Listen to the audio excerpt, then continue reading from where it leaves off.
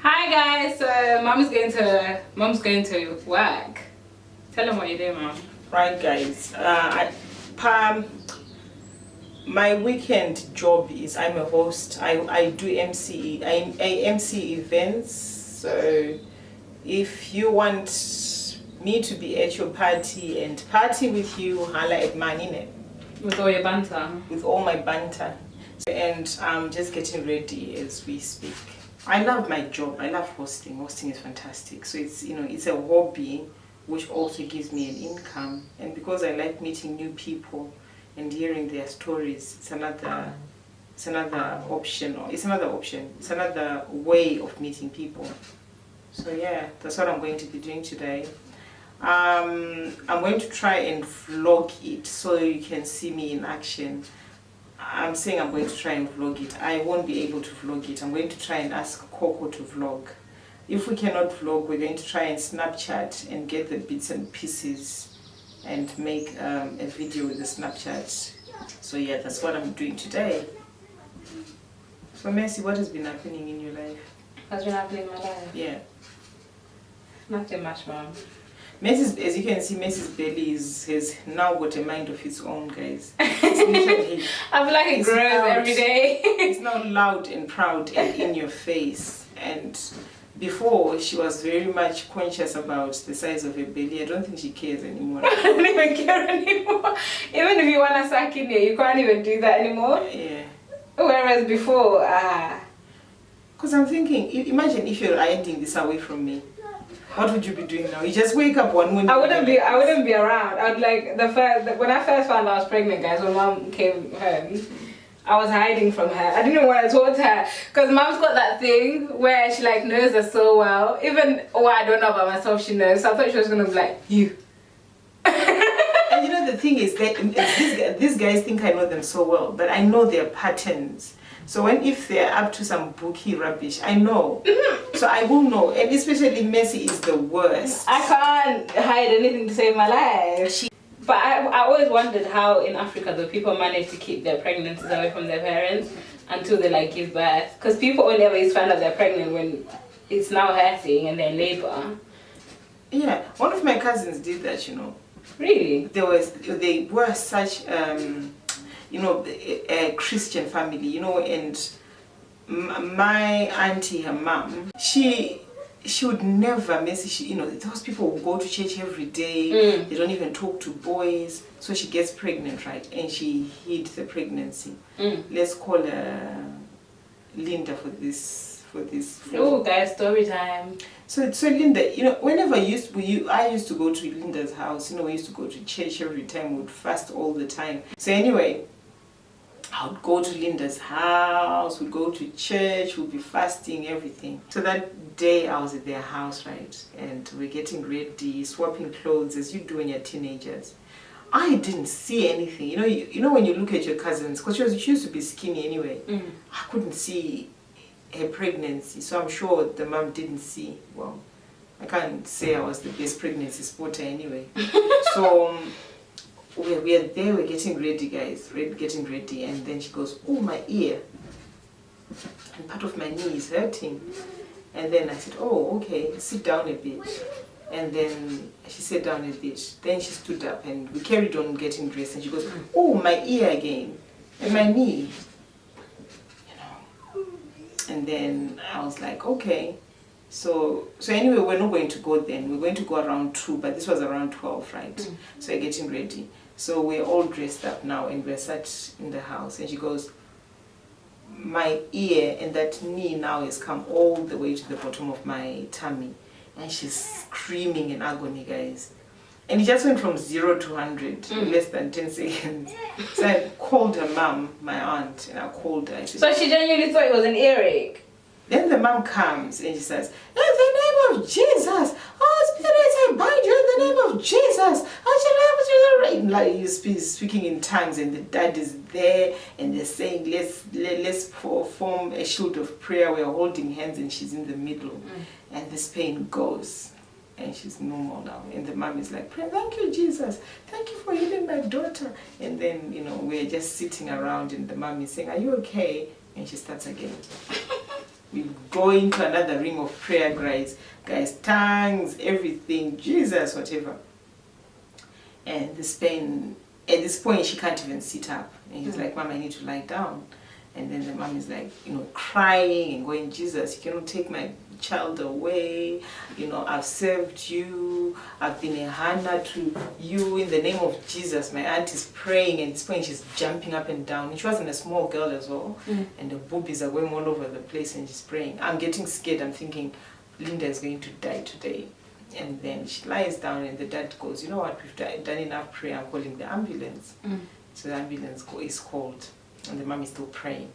At this point, she's just praying. She's praying, and the pain wasn't going away this time. And she's lying down, and I think it's instinctual, because as she lay down, her legs were all sprawled out up, and the mom was trying to close her legs. She's opening her legs, but he's trying to, and now she's like,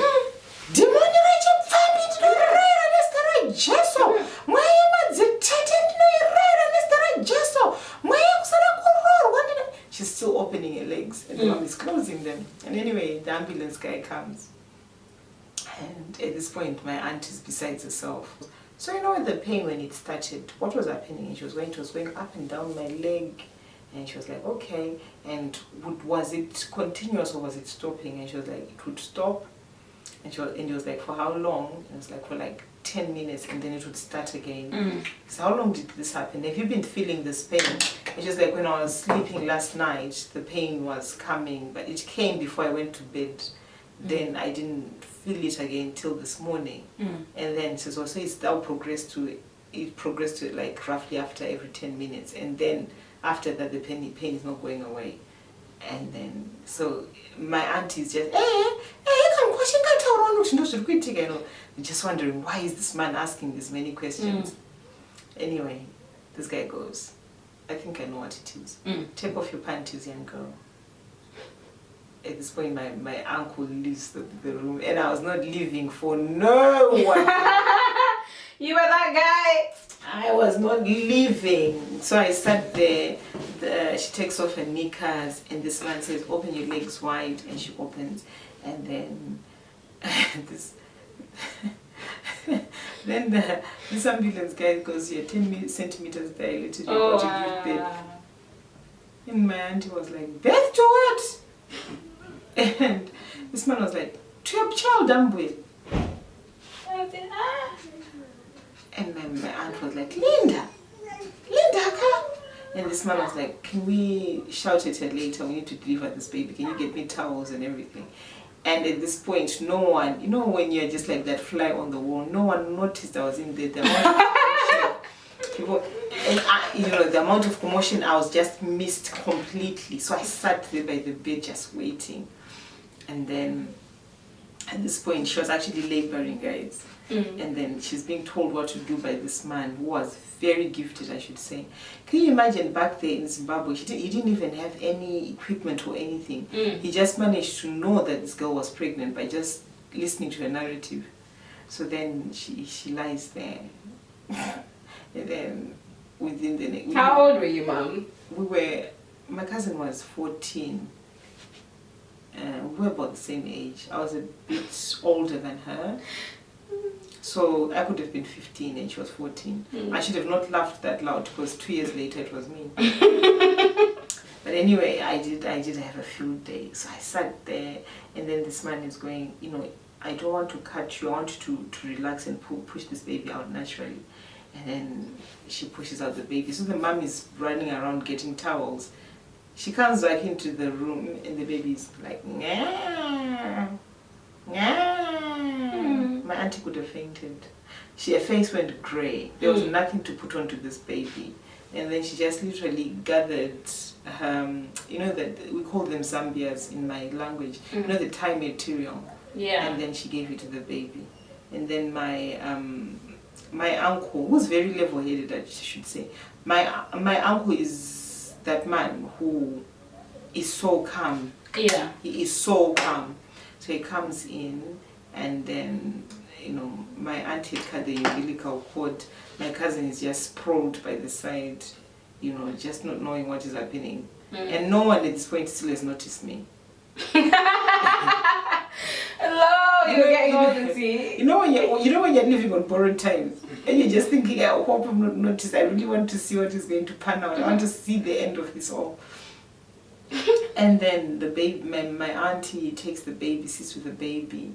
My uncle comes, and you could see the disappointment on his face. But being the good dad he was like, okay, let's pray and thank the Lord for this gift, because, we didn't even notice this, and you've given birth to a healthy baby boy. So we need to be grateful. And my aunt wasn't having it. Even when the people were praying, she was literally just sat like this. But she was the head chief prayer before. Bear in mind, she was the one. When she thought it was the ear hurting. Oh God. And you know what? When I was pregnant, she was the best support anyone could ever have. Because she had been through it with her own daughter, and she understood. So she, when everybody else was looking at me funny, she was sort of like being very supportive, and I am forever grateful for her doing that. Even when I had the C-section, she was the first one to come. Aww. And she's so funny as well. Many people say my aunt is very much like me. She's a Bantosaurus like me. Speaking of pregnancy, my mom's best friend, she got pregnant when she was 47. Mama again, 47. She was 47. She was 47, right? And her daughter was 20. And I remember my mom would talk about it as if it's a catastrophe. And she was like, so if the father, I think that's when I started having a phobia of giving birth when you guys are older. Yeah. It was my mom, because my mom was not having it. Yeah, mom is like that. My mom was not having it. I was like, once your children start having kids, no, the cut off point. Can you imagine being in the same ward as your child? Giving birth at the same time, going to the same midwife. Quite nice, to be honest. To the midwife with you. Yeah. You are pregnant, I'm pregnant. We can be twinning. And then my sibling, my child, can grow up together. Besties. No, it's not right. No? No, it's not. I don't know, guys. Comment down below. Would you like to be pregnant at the same time as your mom? Your mom is pregnant, you are pregnant. So who, because right now, to me... the support for who? Exactly. I'm so looking forward to being a grandma. I'm so looking forward to it, And when I go around, people know, everybody's always saying to me, so not long yet. And I'm like, yeah, But can you imagine if they're commenting about my own pregnancy? Not long yet. And I'm like, yeah. Yeah. And I couldn't do it. Now I want to enjoy my kids' children. That's what I want to do. I want to enjoy them. I want to love those babies. That's what I'm waiting for, not my own. You don't want to have a newborn? No, it's closed for business down there. Nothing is coming out of my uterus. Absolutely nothing. It must be like this for years. Honestly, when the girls turned 16, that's when I actually made up my mind I wasn't going to have another child. It was just not on the cards for me. So, I just couldn't. Because when Rio was born, I really wanted another baby when Rio was born. So, and when he was a boy, no winner. So I just never thought I was going to ever have another one. Now, and then you guys are now older, and you're now starting to have your babies. Ines. Messi is the first at everything. I know! But I was so pleased because this baby grounded Miss.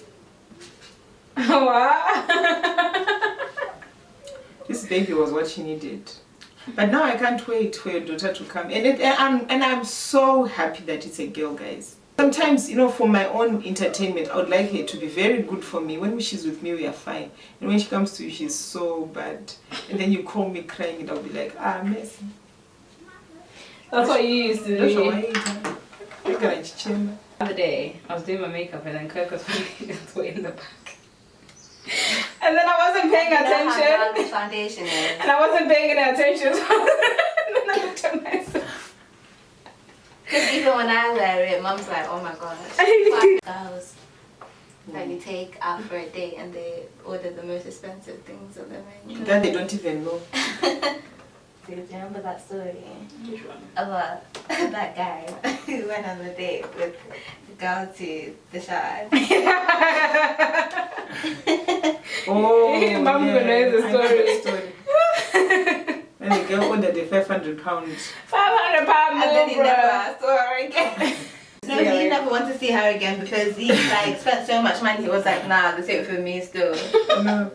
But Because what- he didn't know. And He'd it's never a- been to the shard before. and He knew it's where a- it was. So when she was ordering, he didn't know what she was Do ordering. you know what? Me, I say take everyone to Nando's, innit? I'm happy with Nando's, you know. I'm that simple kind of person. I like Nando's as well. If you take me to Nando's, I'll be so happy. But you see, the thing is, when we were younger and boys used to take girls out on a date, the boys wouldn't eat. And they were like, I'm not hungry. Or I don't like the food here. Or whatever, some stupid excuse.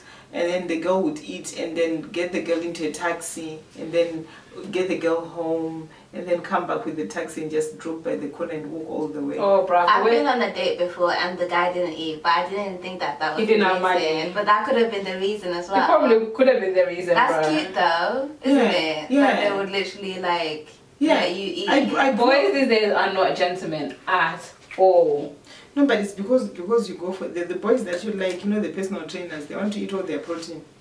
So do you think they've got money to buy you food? I shouldn't have money to buy me food, man. No, they don't. They've got The money. boys these days are Have all you ever about. been on a date and a guy's wanted to split the bill? Oh, Or that like is asked disgusting. you or looked at you like to pay? That is disgusting.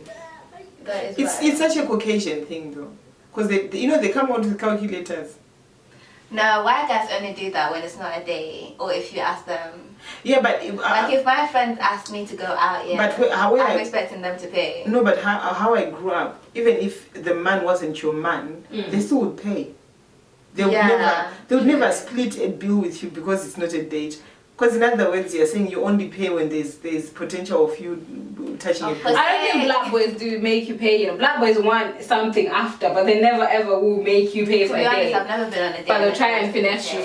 for something else. What did you say, Coco? I said I've never been on a date and the guys tried to get me to pay before. Yeah, you've It's not been around happened to gentlemen me. enough. I think some people, it's just wrong. Yeah, when I was growing up, you know, if you went out and there was a man, the man would pay. Whether you're dating them, they're a relative, they're a friend's husband or whatever, there was no expectation of you to pay. Only black guys, like whether you're friends, you're going out, whatever it is, they'll always pay. But white guys have been They'll bring and calculators. it's not like a date. No, It's they just bring friends. calculators. You're definitely splitting the bill. Yeah, and it's only nice, isn't it? I feel like if you invite me somewhere, you need to pay, bro. Otherwise, you could have just left me where I was. Because you could have left me where I was, I could have been eating salads at Nemi's Right? house. I genuinely think that I could be eating Zaza. But normally, you know, but you find that it changes when you become professionals. When you go out like a group of girls, you just pay for it. Well, if I go out with my best friend Farah, who is a bit of a feeder, she doesn't mind who's paid the time before, she just pays. Whoever brings their person That's like first Hanan and Evian. They're Yeah. like that. Like whoever, they don't mind paying for you, they don't mind paying for themselves, they'll just pay. They'll just But pay. my white friends that I went to school with, no shade to them. Wherever you go, yeah, calculators are coming out. The calculators are coming out. Then my black friends, they'll expect you to pay for them. Do you remember that girl, Massey? Oh, yeah. That would go We used out to have with. that friend, oh my god, that one's got like a book story full of story times. But everyone, when you know, through growing up, you meet people like that. It's a moocher. They're mucha, yeah. It's quite not. This natural. girl, mum, yeah, me and Mass would make our motive, yeah, we wouldn't even invite the shoot, and then she insists she wants to come. Come time to pay for, like, say the first thing you're doing is paying for a taxi from the house.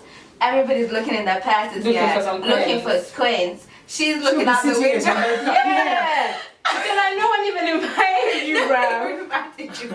Get to the train station. People are going to go get their Get tickets. She's She's looking at standing you there like, You are getting left, friend. If it's my friend, you cannot be like that. I will ask you.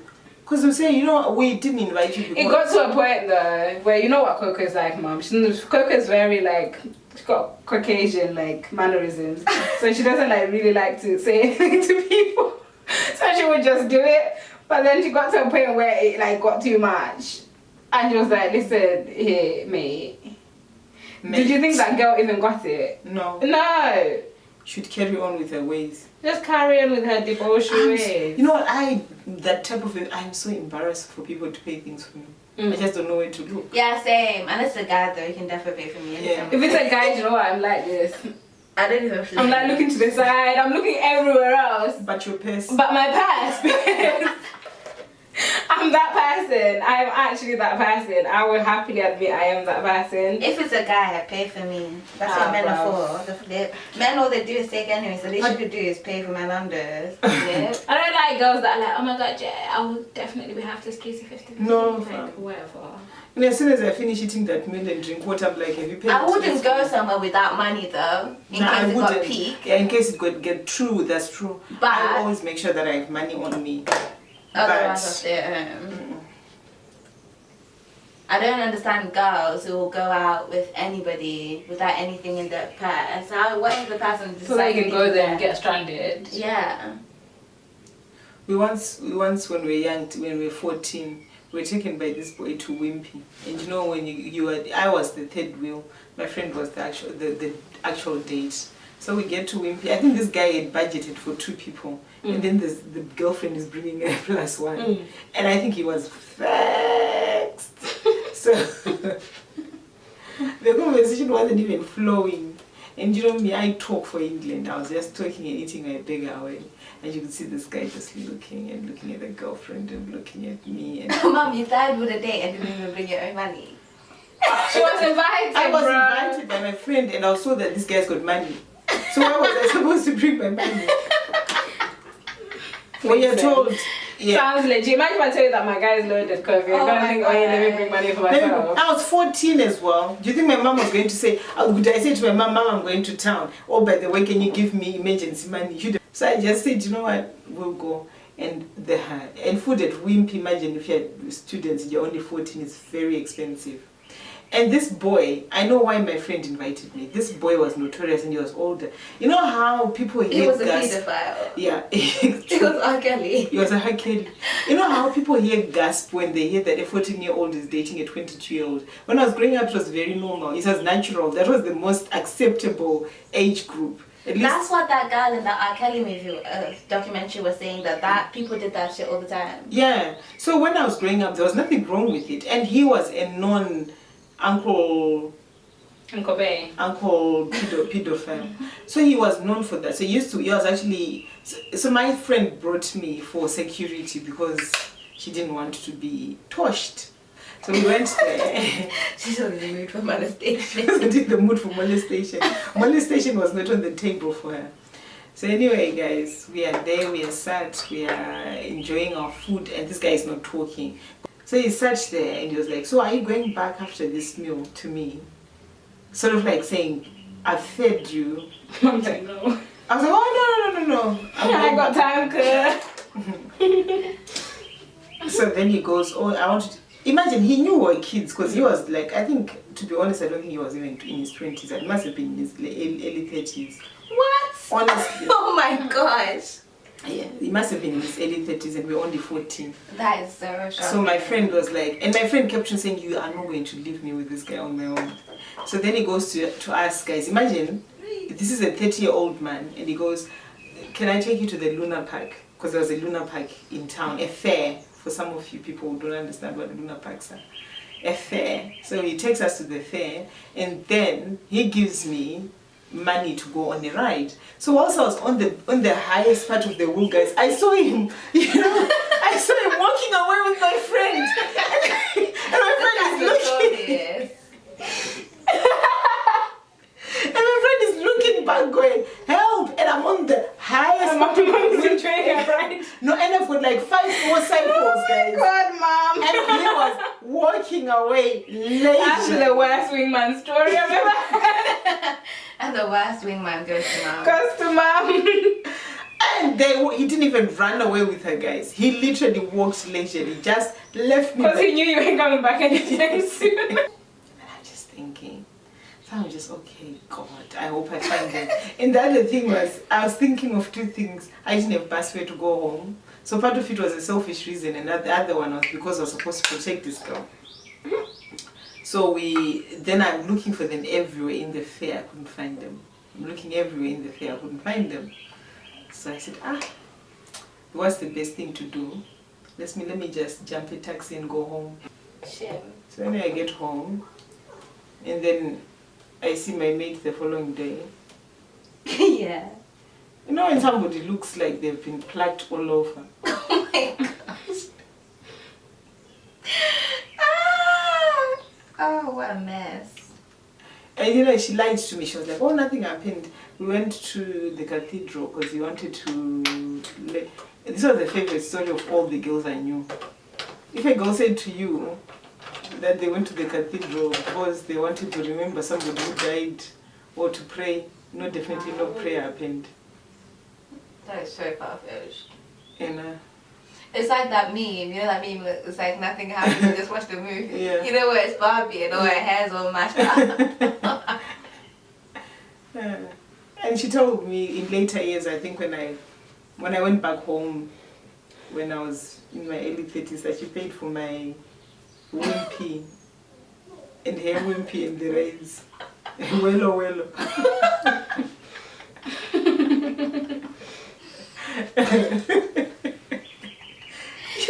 You know, Zimbabwe was so tight, you know, was so pedophilic when we were growing up. Seriously. I'm sure anybody who grew up in Zimbabwe will tell you the same thing, you know. Yeah. I don't think anyone will even be shocked. No. And you know, when I'm talking to my age mates. Age mates. Age mates. At the other time, I was talking to my other mate when we went back home. Because we had we owned a tuck shop. It does not come off here. You have to like take off your lips with it. I used it the other day. Which one is that? It's the Skylar one. Oh, Skylar is fantastic. This is the best one. I love this one. It does the job if you want lipstick forever. Yeah. Forever. Yeah. Oh, this is nice lipstick. Yeah, great. And you know, the things that we thought were normal, I don't think are normal. Now when we come here, you go, oh, that was not normal. Hashtag illegal. Because if you see the age gap of some of the people who got married, you just think, when did you guys start dating? And how old was she? 12. Yeah. It's now that, you know, you find that the Oliver Mtupudzis and everybody in the music industry and people, the prominent people are starting to talk against children, brides and things like that. But when we were growing up, this was happening right under our noses. Oh my gosh, I had this scary dream last night, you know. What happened? Basically, there was like people, we lived like, you know, like in an apartment complex, right? And there were like people going missing, and nobody knew why people were going missing. But everyone, listen, this is where it gets worse. But there was a detective, and he was like, every time the people go missing, there's always little, you know, got to be glue, you know, the frontal glue. Yeah. There were always like mini empty frontal Sounds like you glues. watched one of mom's programs before you went to sleep. Bro, there were always little frontal glues left everywhere. So one day, yeah, somebody goes missing, right? So then I decided I was gonna go out into the front of the apartment complex to see who was going around stealing these people. Now this person, yeah, what he would do is he would like get loads of frontal glue, and you know because frontal glue is really sticky, and he'd stick it on himself, and then he'd like attach himself to people so that they couldn't let go. And he was using mini ones. He was using little mini frontal glues to like make himself sticky so that people, you know, like a Venus flytrap, but made out of got to people. So a whole person would stick. Yeah, that's how good got to be. Hope it's a chand. Oh, it's the lay off the drugs, man. Yeah. You know, when I woke up, I was like, that's a really stupid dream. But people know when you're was dreaming about scary. it actually is happening, isn't it? Yeah. As far as snacks go, man. I'm the snackiest of them. Literally. This is the most painful part. Makes it be gentle. Don't also because I can see you enjoying it. When they're punza, that's the best. Like, that's when they look the best. I don't really understand this whole, like, I don't want my What are clothes. those wigs called? Are they wash and goes? What are those ones that you take out the Shake bun? and go. Shake and go. That is exactly how I like my curls. Shaked and I'm gone. My hair, guys, is from Sophisticated Hair. This is where my hair is from. Shout out to Sophisticated Hair. She's my hair plug. She is the plug. Oops. Massive bumps me this now. You can't get away with it. It's either the front bump or the back bump.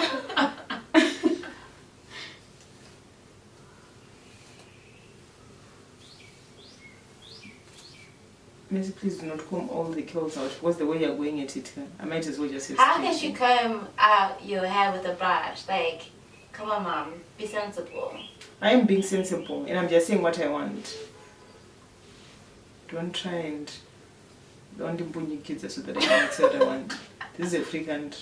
It's a snack. It It's is. a meal. Hey, it's a snack. No, it's a meal. Mom's a meal. She's a meal. Hey. She's a meal.